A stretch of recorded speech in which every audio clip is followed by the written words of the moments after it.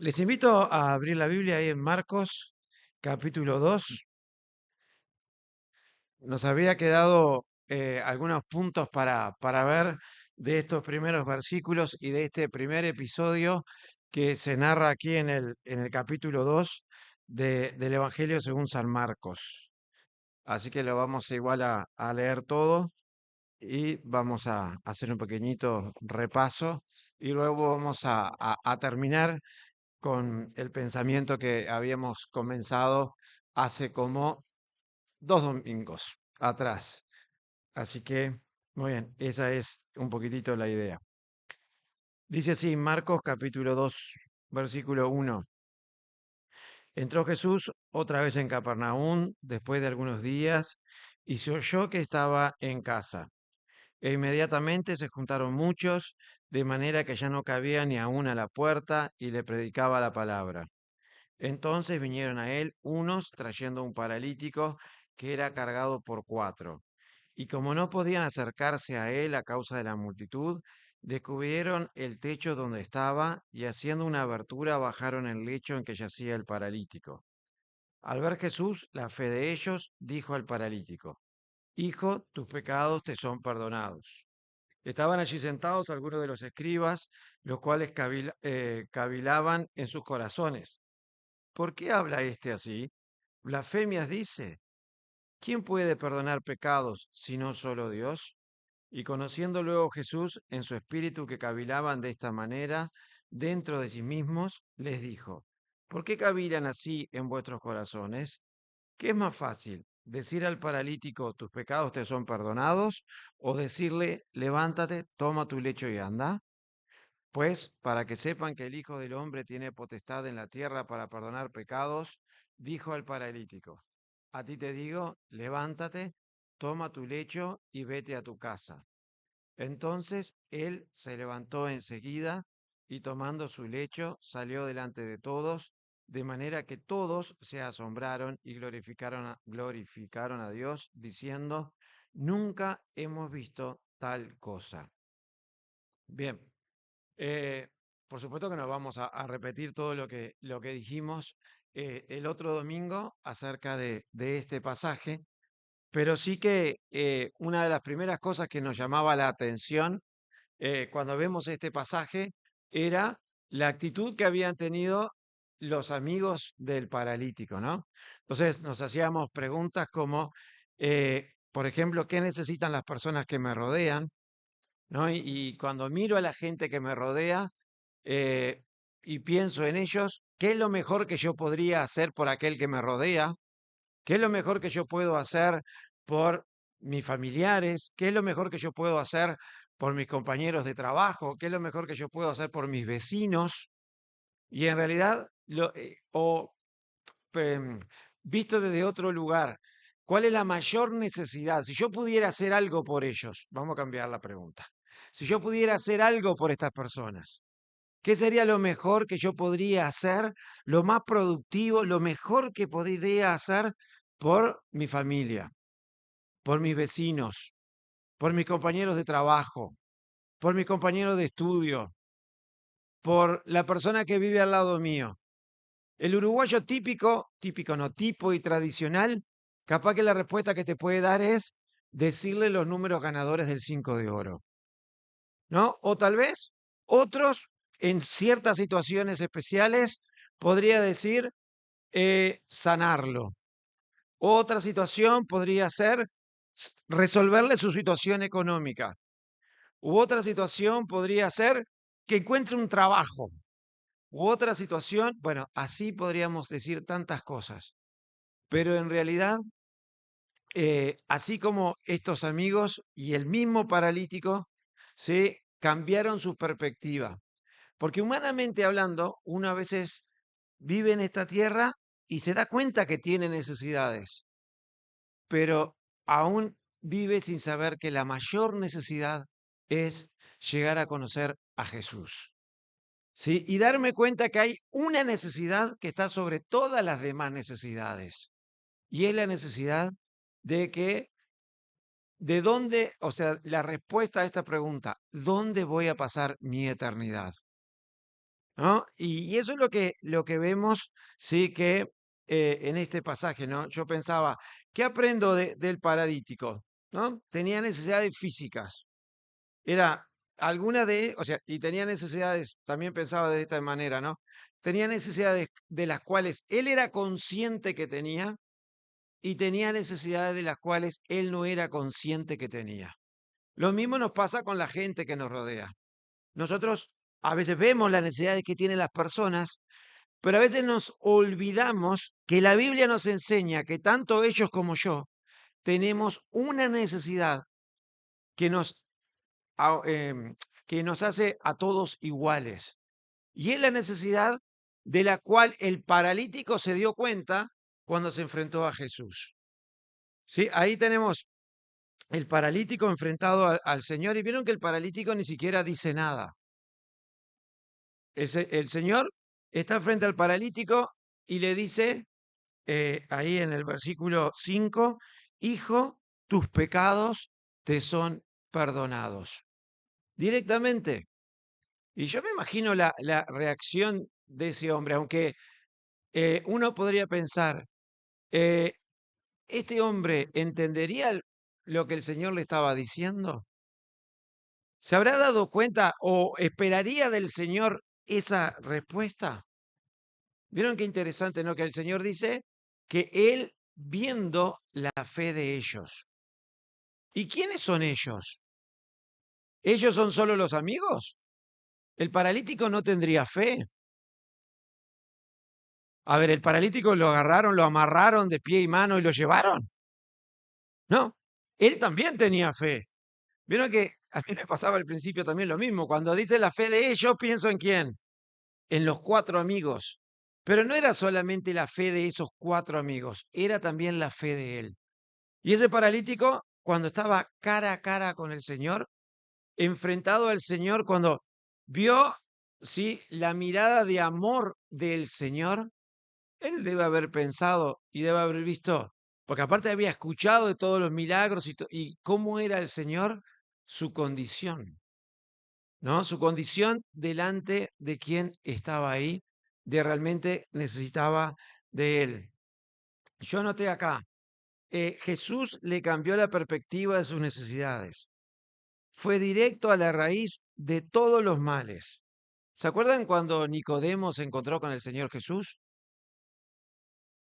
Y el Señor no anduvo con vueltas. El Señor Jesús le dijo, Nicodemo, ¿sabes qué? Tú tienes que nacer de nuevo. Tienes que, sí, no le digo toda una cantidad de versos, sino le dijo realmente lo que él necesitaba para solucionar sus problemas importantes. Y anoté acá también, ¿cuál era la mayor necesidad que él no tenía, que él no estaba siendo consciente? Y la vimos el domingo pasado, ¿no? El otro domingo, que es lo que habla Romanos 3:23, que dice así, por cuanto todos pecaron y están destituidos de la gloria de Dios. Y la Biblia es clarita, tú y yo tenemos un problema, tenemos una necesidad que muchas veces no somos conscientes de ella. Es más, desde que nacemos con esa necesidad, nacemos separados de Dios. Y necesitamos, como es, lo mismo que necesitó este paralítico, tener un encuentro con Jesús. ¿Y qué quiere decir tener un encuentro con Jesús? Ir a Jesús y que Jesús perdone mis pecados. Eso era una de las cosas que veíamos, sí, el domingo pasado. Ahora, también pensaba en esto, ¿no? ¿Qué aprendo de Jesús? Y, y qué aprendemos de Jesús en los distintos versículos. Y también veíamos el domingo pasado, en el versículo, a partir del versículo 5, se dan como pinceladas de lo que son, de lo que es la deidad del Señor. ¿Vieron lo que dice ahí? Dice, al ver Jesús la fe de ellos. Y uno puede decir, está, en este caso, la fe de ellos era visible en qué? En que habían hecho algo. ¿Se acuerdan todo lo que habíamos visto? Que habían desarmado el techo de la casa de Pedro, de la suegra de Pedro, ¿para qué? Para bajar al hombre ahí. O sea, la fe de ellos se podía ver en cosas tangibles, pero si uno sigue adelante, versículo 8 dice, y conociendo luego Jesús en su espíritu que cavilaban de esta manera dentro de sí mismo, les dijo, o sea, ahí puede ver que Jesús no solo conoce las cosas exteriores nuestras, sino que otras cosas conoce. Conoce también lo que hay dentro de nuestro corazón. Eh, pero antes de seguir en eso, otro punto que habíamos visto el otro domingo y quería también ver un poquito con ustedes hoy. Vieron que eh, si ustedes hubieran sido ese paralítico, ¿no? Y, y ahí lo llevaban sus amigos y estaba bajando, y iban bajando desde el techo y se iban a enfrentar a Jesús. Tal vez se le pueden haber puesto delante de ustedes estas preguntas, ¿y qué le digo ahora cuando esté ahí? ¿Nunca les pasó cuando tuvieron que presentarse de repente delante de una autoridad o de alguien, sí, con alguien, yo qué sé, alguien importante? Y uno dice, ¿y qué le digo ahora cuando esté ahí? ¿Cómo hago? ¿Cómo me recibirá? Y eso es algo interesante de parte de Jesús, ¿no? Porque Jesús ni siquiera espera que Él le hable, sino que Jesús toma la iniciativa. Y eso me encanta de Dios, porque a veces uno tiene una cantidad de cosas, se da cuenta que la única que le queda es venir a Dios, venir a Jesús, pero ¿y qué hago? ¿Qué hago cuando esté ahí delante de Dios? ¿Cómo hablo con Él? Y Jesús dice, no tienes que hacer nada. Yo voy a ti. Yo voy a ti porque yo te conozco. Yo sé cuáles son tus necesidades.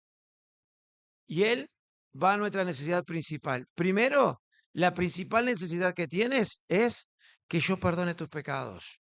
Y luego, yo también voy a atender tus otras necesidades.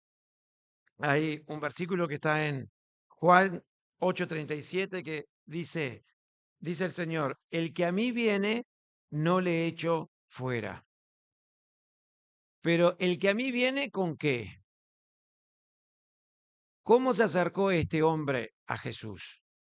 ¿Qué, cuál es el requisito o la condición que Jesús vio en ellos que hizo que Jesús hiciera lo que hizo? La fe, ¿no? Cuando uno se acerca con fe al Señor, ¿el Señor qué? Sí, actúa en consecuencia, ¿no? Eh, yo anoté acá, cuando llegamos a Cristo con un corazón sincero, para que eh, eh, eh, eh, eh, Él me recibe, pero Cristo me recibe y antes de atender a esa necesidad que yo tengo, que yo pienso que es mi necesidad más importante, atiende una mayor, que es la necesidad eterna que tengo de perdón de mis pecados. Eso es una de las cosas, pero hoy vamos a focalizar en otro aspecto que se ve acá del Señor. Y dice así en el versículo 5, al ver Jesús la fe de ellos, dijo al paralítico, Hijo, tus pecados te son perdonados. Estaban allí sentados algunos de los escribas, los cuales cavilaban en sus corazones. ¿Por qué habla este así? Blasfemias dice. ¿Quién puede perdonar pecados sino solo Dios? Y conociendo luego Jesús en su espíritu que cavilaban de esta manera, dentro de sí mismo les dijo, ¿por qué caviláis así en vuestros corazones? ¿Qué es más fácil? ¿Decirle al paralítico, tus pecados te son perdonados? ¿O decirle, levántate, toma tu lecho y anda? Pues para que sepáis que el Hijo del Hombre tiene potestad en la tierra para perdonar pecados, a ti te digo, levántate, toma tu lecho y vete a tu casa. ¿Qué es lo que cuestionan esta gente que estaba ahí? O sea, ellos, primero que nada, vemos que el Señor que conoce sus pensamientos, la intención. Sí, exacto. Esa palabra, no, era lo que ellos hasta ni se hablarían, se mirarían. Yo me imagino, ¿vieron cuando uno mira a otro con una mirada? cómplices, como diciendo, ¿estás pensando lo mismo que estoy pensando yo? ¿No? Y era un pensamiento diciendo, y ellos razonaban, ¿y qué había en la cabecita de esta gente? Ellos conocían el Antiguo Testamento, ¿no? Y ellos sabían que, según la Biblia, según el Antiguo Testamento, ¿quién perdona pecados? Solo Dios. Solo Dios puede perdonar pecados. Miren, Éxodo capítulo 34, versículo 6. Ahí Dios es clarito y que nos lleva a por qué la gente esta pensaba de esa manera. Dice, y pasando Jehová por delante de él, proclamó Jehová, Jehová fuerte, misericordioso y piadoso, tardo para la ira y grande en misericordia y verdad, que guarda misericordia a millares, que perdona la iniquidad, la rebelión y el pecado, y que de ningún modo tendrá por inocente al malvado, que visita, bueno, y ahí sigue, ¿no? Y versículos como este, hay una cantidad de versículos en el Antiguo Testamento que revelan que ¿quién es el único que puede, o sea, no solo decirlo, ¿no? Porque cualquiera puede decir eso, sino que realmente tiene la autoridad bíblica para perdonar pecados? Solamente Dios. Entonces, ellos escucharon muy clarito lo que Jesús le decía a este hombre. Tus pecados te son perdonados. O sea, ¿quién le perdonaba los pecados? No, Jesús le estaba perdonando sus pecados. Entonces ellos dijeron, a ver, acá, ¿qué dice la Biblia? Porque vamos a entender el razonamiento de ellos. Solo Dios tiene autoridad para perdonar pecados. Y si Jesús le está diciendo al paralítico, tus pecados te son perdonados, entonces, ¿qué pasa? ¿En qué lugar se está poniendo Jesús? En el lugar de Dios. Jesús está haciendo ¿qué? Igual a Dios. Y cuando ellos miraban a Jesús, ¿qué veían? Un hombre. Ay, pero este no es el carpintero, el de Nazaret. Veían un hombre. Veían a alguien, sí, como más común y corriente, que lo habían visto, sí, donde se había criado y todo, que sí, hacía milagros, sí, enseñaba con autoridad. Bueno, hasta ahí capaz que te la llevo. Pero ahora que diga, que se tome el atrevimiento de decir que le perdona los pecados, que tiene la autoridad para perdonar pecados, eso es una qué, es una qué, una provocación, eso es una qué. Empieza con blas y termina con femia. Una blasfemia. ¿Y qué quiere decir blasfemia? Empieza con in y termina con sulto. ¿Sí? Un insulto a Dios. Es un insulto a Dios. Y la Biblia era clarísima. ¿Qué pasaba? O sea, ¿qué pasaba con aquel que insultaba a Dios? Que usaba hasta el nombre de Dios en vano, pero aparte en este caso se estaba haciendo pasar por Dios y usurpando la autoridad de Dios y diciendo que él podía hacer algo que solo era un atributo de Dios. ¿Qué merecía? La muerte, ser apedreado. ¿Sí? Levítico 24. Vamos a leer ahí. Levítico 24, para que vean que no es un invento, ¿no? Porque si no. Levítico 24, versículo 15. Dice, y a los hijos de Israel hablarás diciendo, cualquiera que maldijera a Dios llevará su iniquidad. Y el que blasfemar el nombre de Jehová ha de ser muerto. Toda la congregación lo apedreará. Bueno, y después dice, así el extranjero como el natural, si blasfemare el nombre, y nombre está con mayúscula, quiere decir, si blasfema contra Dios, que muera. Y saben que esta gente en realidad estaba ahí diciendo, pero qué terrible lo que dice. Pero miren qué triste a la misma vez, porque hacían un análisis correcto. O sea, por una parte era verdad lo que decían, pero por otra parte, y llegaban a una conclusión correcta.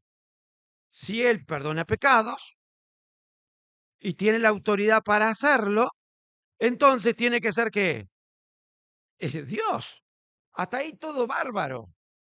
Pero en vez de decirse, entonces, como dijo Ariel, Él es el que estábamos esperando. Él es el Mesías. No, ante la evidencia, ante la luz que le llegaba a su cabecita, ¿cómo reaccionaban? ¿Cómo reaccionaban? Al revés, rechazaban. ¿Y cómo nos damos cuenta que rechazaban? Porque acá bien, el Señor, en esa otra pincelada que muestra que el Señor conoce los corazones, ¿se acuerdan lo que dice Jeremías 17:9 y especialmente versículo 10? Dice, engañoso es el corazón más que todas las cosas y perverso. ¿Quién lo conocerá? Y no habla del corazón este que bombea sangre, sino habla de la mente. Y la Biblia dice, ¿quién es el que conoce lo que hay dentro de mí? Es más, a veces uno se cree que se conoce. A veces uno cree que uno se conoce a sí mismo. ¿Sabían que nos pasa eso? A veces dice, nadie me conoce mejor que yo mismo.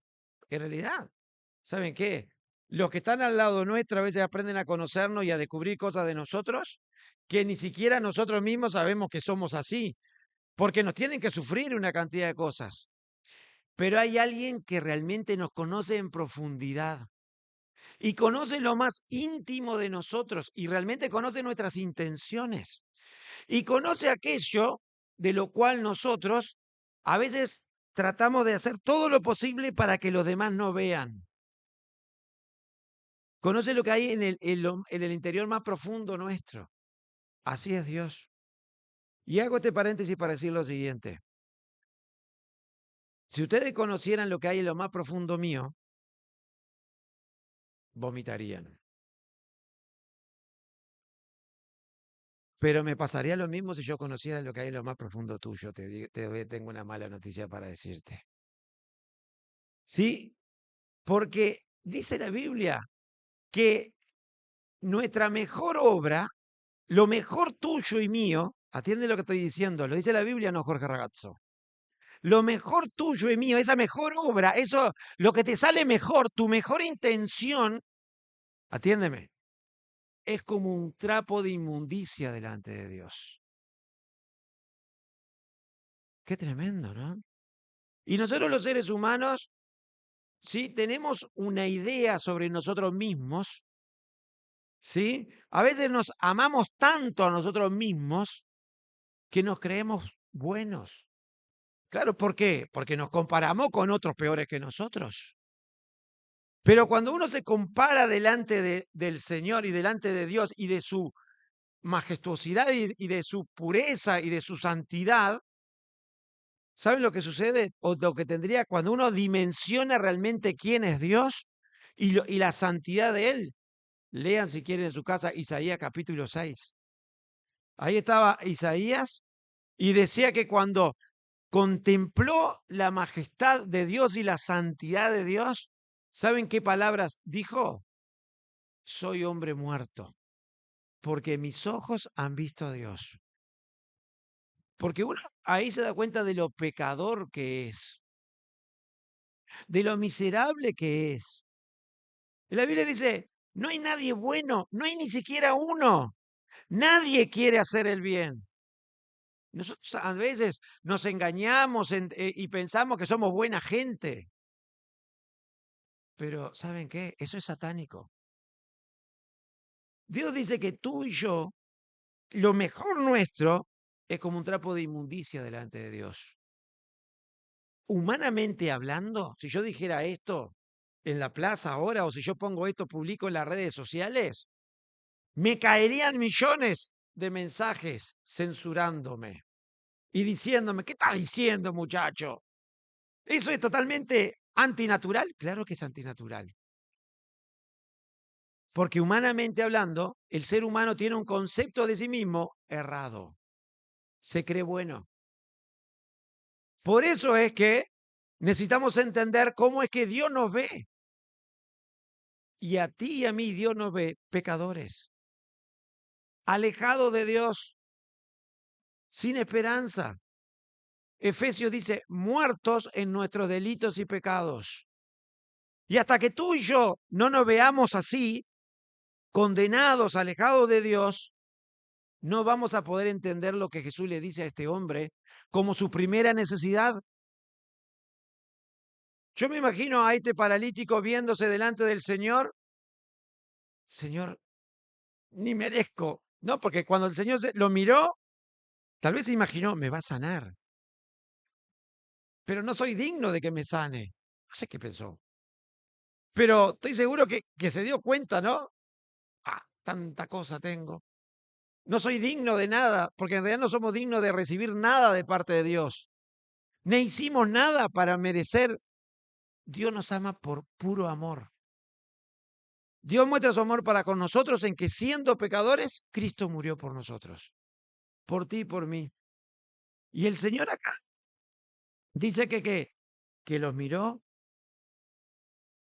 Y saben, esta gente ante la evidencia de que ese que estaba ahí realmente estaba diciendo de sí mismo que era Dios, pero no solo eso, sino que después el Señor dice, ¿y qué es más fácil?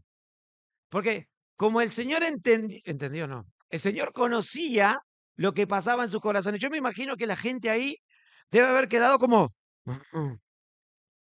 cuando Jesús dijo esas palabras. Capaz que un silencio total. Y el Señor irrumpe diciendo, no, esta frase no, ¿por qué cavilan así en vuestros corazones? Y así me hace acordar cuando estaba en la última cena, ¿no? Uno de ustedes me va a traicionar. ¿Cómo? ¿Seré yo? Y el Señor dijo esta frase y después le dice, ¿qué es más fácil decir al paralítico? ¿Tus pecados te son perdonados? O decirle, levántate, toma tu lecho y anda. Y saben, el Señor le dice, ustedes están pensando que yo estoy blasfemando el nombre de Dios. Pero miren, voy a hacerles una pregunta para darles otra oportunidad. Le voy a hacer una pregunta y voy a hacer algo para que ustedes puedan entender y reflexionar y darse cuenta que realmente yo puedo perdonar pecados porque soy Dios hecho carne. Soy el Hijo de Dios. Y saben, no quiero dejar pasar la oportunidad sin esto, ¿no? ¿Cuántas veces Dios nos revela cosas y uno se pierde la oportunidad? ¿Saben cuánta gente ha llegado a este lugar? ¿Saben cuánta gente ha estado como, como aquel rey que estuvo frente al apóstol Pablo?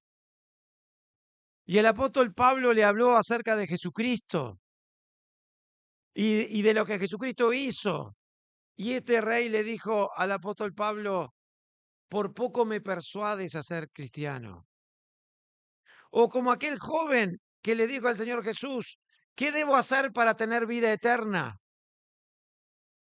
Y el Señor le dijo lo que tenía que hacer. Pero lo que el Señor le dijo lo que tenía que hacer no estaba de acuerdo a lo que él pensaba que tenía que hacer. No iba de la mano de lo que él había pensado y lo que él se imaginaba que había que hacer para tener vida eterna. Y cuando Dios te confronta, te dice cosas que no te van a gustar. Cuando Dios te confronta, te rompe tus esquemas mentales y todo eso que tú traes desde chiquitito y te dice, todo eso que tú tienes y te crees que te sirve para algo, no sirve para nada. Tiene que caer todo eso. Porque por eso fue necesario que yo muriera en la cruz. Pero ¿saben qué? Aquel joven que el Señor le dijo, vende todo lo que tienes y dádelo a los pobres y después ven y sígueme. Dice el versículo después más adelante, Y él, con tristeza, decidió no seguir al Señor. Perdió la oportunidad. Entonces, mi pregunta en esta noche, antes de seguir adelante, es, ¿estás aprovechando la oportunidad que Dios te está dando? Estos hombres habían escuchado una frase potente del Señor, habían escuchado algo que no se puede ver, pero habían razonado correctamente y habían dicho, este hombre está diciendo que es Dios. Pero ¿saben qué? Ya habían decidido en su corazón que no querían creer en eso. Porque eso que estaban escuchando no entraba en su forma de pensar. No podían decir, no, no, no, pero es imposible, esto no puede ser así. Yo tengo otra idea. Entonces, ¿sabes qué? Tienes que aprender a someter tus ideas a las ideas de Dios, a lo que Dios dice de ti y humildemente decir, sí, ahora me doy cuenta que te necesito. Me doy cuenta que sí, que la Biblia tiene razón. No, Jorge, la Biblia tiene razón. Soy pecador y que merezco la condenación, que por eso fue que vino Cristo y murió en la cruz y necesito el perdón de mis pecados como aquel paralítico. ¿Estás dispuesto a hacer eso? ¿O vas a irte como otros como pasó acá, como le pasó a los jefes, a los fariseos, que prefirieron morir con su orgullo y recibir el castigo de Dios?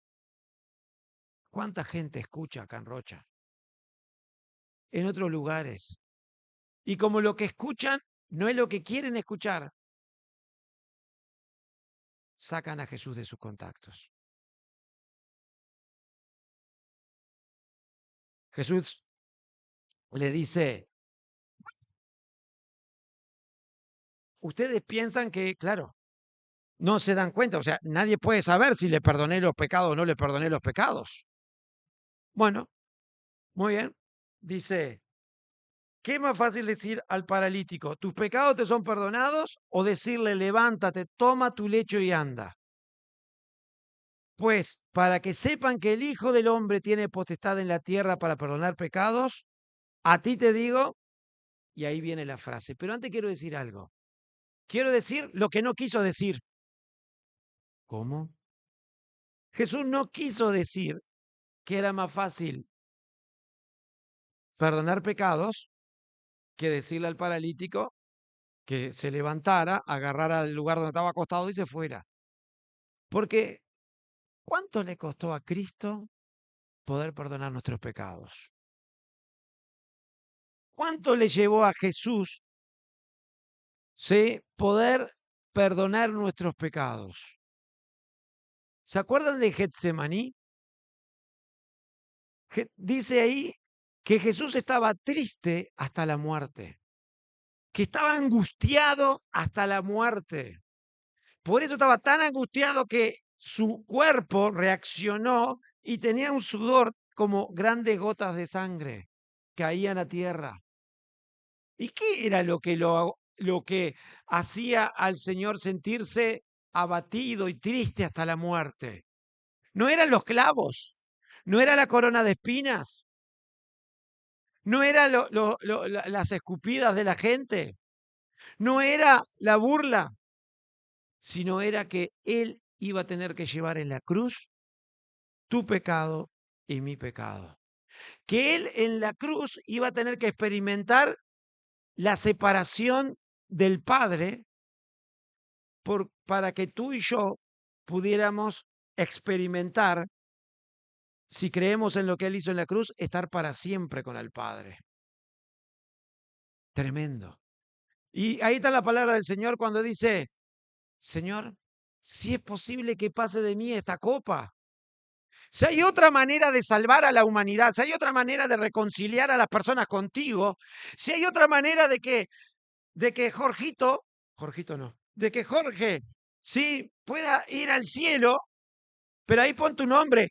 El Señor pensó en ti. Y digo, si hay otra manera de que tal persona vaya al cielo, obtenga el perdón de sus pecados, por favor, hazlo. ¿Y saben lo que se escuchó del cielo? No se escuchó nada. Silencio de parte de Dios. Y el Señor ahí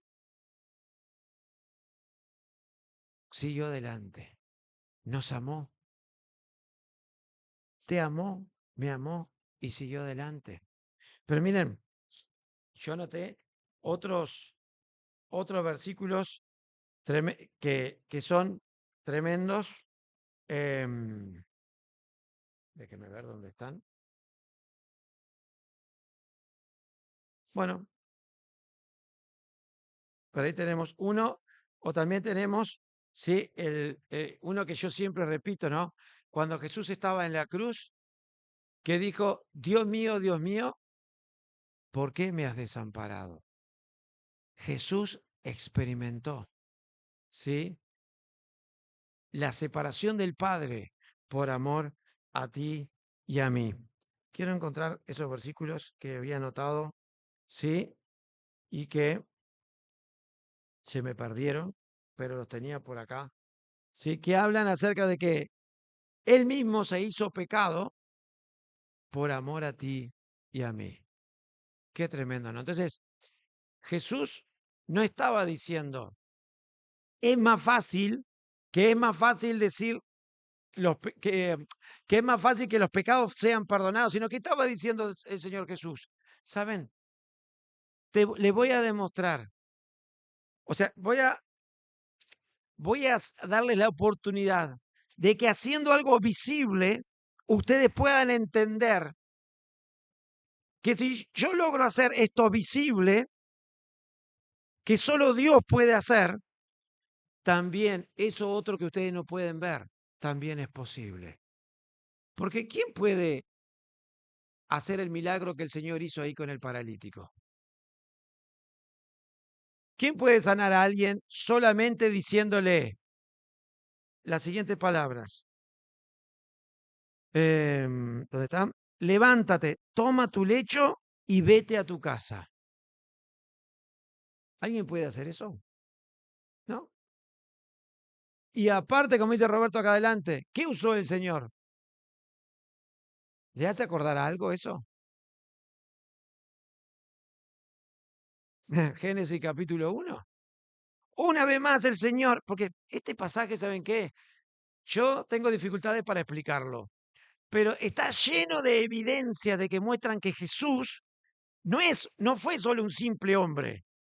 Sí, fue hombre, pero también fue y es Dios hecho hombre. Génesis 1.1 dice, en el principio, perdón, Juan 1.1 dice, en el principio era el verbo y el verbo era con Dios y el verbo era Dios. Versículo 14 dice, y aquel verbo fue hecho carne y habitó entre nosotros. Ese era el que estaba ahí. Y aparte de otra cosa más, Jesús dejó, no solo Jesús estaba diciéndole, no solo que tengo autoridad para sanarlo, sino que, ¿vieron las palabras que le dijo? Levántate. ¿Y qué hizo el paralítico? Se levantó. Segunda orden, toma tu lecho, tu camillita, lo que sea, donde estás acostado. ¿Y qué hizo? Y después que le dijo, anda a tu casa. ¿Y qué hizo el paralítico? Se fue a la casa. Por supuesto. Pero hizo caso. ¿Saben qué? ¿Cómo se imaginan eso? No salió a los abrazos y a los besos. No salió saltando en una pata. Abraza a Dios saltando en una pata, pero digo, en dos. Sí. A ver, poco de contento. Pero obedeció. Exacto. ¿Con el poder de quién? De la palabra del Señor. Qué tremendo.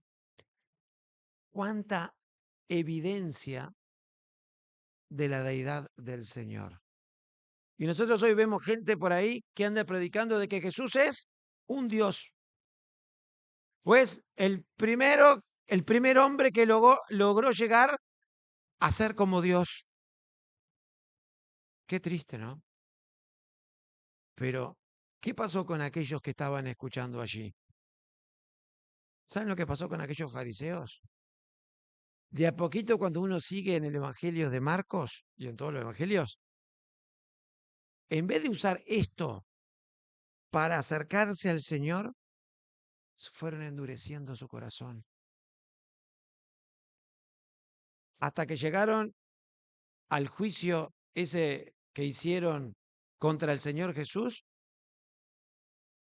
y lo enjuiciaron por blasfemia con una mentira diciendo que ¿qué? Que lo condenaban porque él decía ser que igual a Dios. Qué tremendo, ¿no? Qué tremendo que es nuestro corazón. Para terminar, miren lo que dice. Pues para que sepan que el Hijo del Hombre tiene potestad en la tierra para perdonar pecados. Y ahí vemos el milagro. Pero me interesa señalar algo acá. Pues para que sepan que el Hijo del Hombre. Jesús se autonombró de distintas maneras. Pero acá se nombra de una manera, y esto se lo digo para que puedan de repente seguir analizando en su casa, como el Hijo del Hombre, con mayúscula. Y saben, es la primera vez que Marcos nombra esta frase, el Hijo del Hombre. Con mayúscula, hijo. Con mayúscula, hombre. ¿Saben lo que está haciendo Jesús acá? Está dejando en claro una combinación que solo existe en la cabeza de Dios. Es Dios hecho qué? Hombre. Y eso quiere decir, cuando Jesús usa para hablar de sí mismo como el Hijo del Hombre, habla de su limitación, que Él se limitó a sí mismo, haciéndose como tú y yo un hombre. Y que se humilló a sí mismo, ¿sí? Yendo a la cruz y teniendo una muerte como de un pecador, como si fuera un blasfemo cuando no lo era. Eso es lo que está diciendo. Pero ¿saben qué interesante? También leía por ahí que aún en las profecías de Daniel, por ejemplo, habla del Hijo del Hombre. ¿Y saben qué está diciendo Jesús acá? Está diciéndoles también, aún en el Antiguo Testamento, en eso que ustedes usan para querer acusarme, ya se habla de mí y de lo que es y de quién soy yo y de mi identificación con el ser humano para poder salvarle. Lástima que no tenemos tiempo para seguir hablando de esto, ¿no? Y termino con esto. Se queda clarito la autoridad del Señor para perdonar pecados y la autoridad del Señor para sanar. La autoridad de Cristo como Dios y como hombre quedó manifiesta. Porque aparte, miren lo que pasó. Dice, entonces él se levantó enseguida y tomando su lecho salió delante de todos, de manera que todos se asombraron y glorificaron a Dios diciendo, nunca hemos visto tal cosa. Entonces, si Jesús pudo hacer algo que solo Dios puede hacer, darle, curar a esa persona de esa manera, quedaba también bien claro que ¿qué? Que también podía ¿qué? Perdonar pecados, que tenía la autoridad. Y miren, Colosenses capítulo 1, versículos 13 al 20. Solo lo vamos a leer, no lo vamos a comentar. Nos ayudan a darnos cuenta aún más de esta autoridad del Señor. ¿Y por qué Jesús pudo hacer esto? Dice Colosenses 1, 13. Dice, el cual, hablando de Jesús, nos ha librado de la potestad de las tinieblas, perdón, del Padre, y, me perdí, y trasladado al reino de su amado Hijo, en quien tenemos redención por su sangre, el perdón de pecados. ¿A través de quién Dios nos da el perdón de pecados? De su Hijo Cristo. O sea, ¿Jesús tiene autoridad para perdonar pecados? ¿Quién se la dio? El Padre. Pero a su vez, Él mismo tiene la autoridad. ¿Por qué? Porque Él es Dios. ¿Pero quién fue a la cruz? Cristo. ¿Y quién le resucitó? El Padre. Pero miren cómo sigue. Jesús es la imagen del Dios invisible. Qué tremendo lo que dice acá. El primogénito de toda creación, porque en él fueron creadas todas las cosas, la que hay en los cielos y la que hay en la tierra, visibles e invisibles, sean tronos, sean dominios, sean principados, sean potestades. Todo fue creado por Jesús, o sea, por medio de él y para él. Y él es antes de todas las cosas y todas las cosas en él subsisten. Y miren lo que dice. Él, Jesús, es la cabeza del cuerpo y él es la cabeza del cuerpo que es la iglesia. Él, que es el principio, el primogénito entre los muertos, para que en todo tenga la preeminencia. Versículo 19, por cuanto agradó al Padre que en él habitase toda plenitud, y por medio de Cristo reconciliar consigo todas las cosas, así las que están en la tierra como las que están en los cielos, haciendo la paz mediante la sangre de su cruz. Y así podríamos seguir. Entonces, en este milagro aprendemos dos cosas, varias cosas. Hay una necesidad por sobre todas las demás necesidades que tenemos los seres humanos, el perdón de nuestros pecados. ¿Quién es el único que tiene la autoridad para perdonar nuestros pecados? Jesucristo. ¿Quién le dio esa autoridad? Dios Padre. ¿Basado en qué? En lo que hizo en la cruz por ti y por mí. Y porque el Padre aceptó ese sacrificio. Y dice Efesios, sentó al Hijo, a Jesús, en los lugares celestiales, a la diestra del Padre. Y no solo eso, sino que dice que un día toda rodilla se va a inclinar delante de Jesús y va a confesar que aquel que estaba en la casa de Pedro y sanó al paralítico es el Señor. El que crea en Él tiene vida eterna. El que no quiera creer en Él, como le pasó a aquellos fariseos, está condenado. ¿Qué vamos a hacer con esta verdad? ¿Qué vas a hacer con esta verdad? Lo que ya le hemos creído, creo que es la gran verdad para llevar a otros. Me encantó el domingo pasado. Le habíamos dicho en la mañana a los gurises, le dejamos deberes.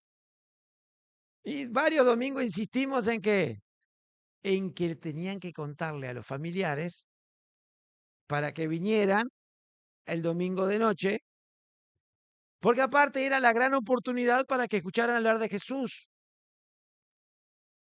Les tengo que ser sinceros.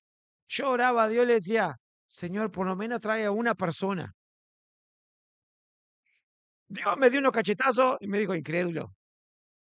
¿Sí? Y trajo una cantidad de personas. Pero ¿saben lo que resaltó? Estos hombres hicieron lo que podían hacer para que su amigo llegara a Cristo. Y su amigo obtuvo el perdón de pecados. Esos niños hicieron lo que tenían que hacer para que sus familiares vinieran a la reunión y tuvieron la oportunidad de escuchar de Cristo. Iglesia, tú y yo, ¿estamos haciendo lo que tenemos que hacer para que otros conozcan a Cristo? Es el único que perdona pecados. la principal necesidad que tiene mi vecino, mi padre, mi madre, cada persona que nos rodea. Porque solo en Cristo hay perdón de pecados. Dios bendiga su palabra.